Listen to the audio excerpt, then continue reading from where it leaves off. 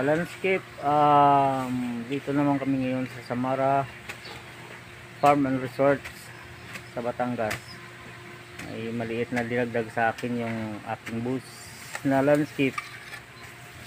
Yan po, yan ang itsura niya ngayon. Medyo konti lang ito, saka doon sa area na yan. Ito lagyan namin ng step na design na kahoy. May mga pebbles, fountain. Ayan po yung itsura sa ngayon. So videohan ko na lang ulit pagka okay na. Babu! Ayan po mga ka-landscape, ang aming ginagawang design. Tropical yan. Lagyan namin ng puti na bato ang area na yan.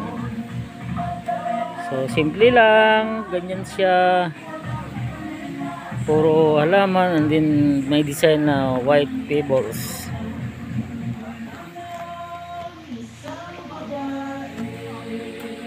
Yan po, thank you. Ay, magandang hapon mga ka-landscape. Ayan po, may bagong kaming ginagawang waterfalls. Sinsa na medyo may ngayon na sound. Nakaumpusa lang namin ito ng Monday. So ayan po mga ka-landscape, hindi ko siya na videohan nung umpisa kasi medyo rush itong trabaho namin eh. Minamadali, bali tirahan ng ibon yan, may puno dyan.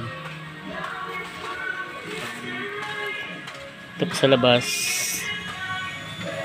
Ayan. So update na ako pagka medyo may forma na.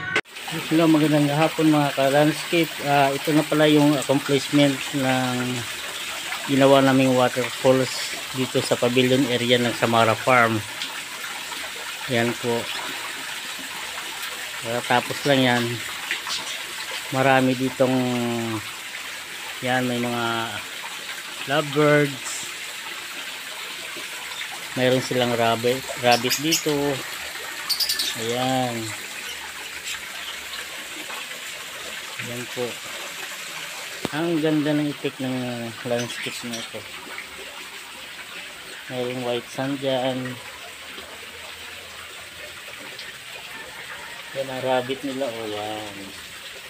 Pero anong rabbit ito dito.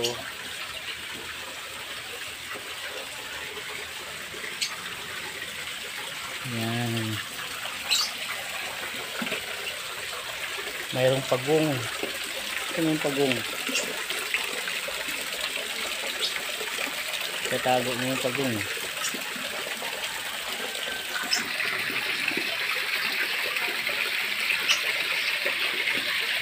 Yan, mayroon silang tokmo na ibon.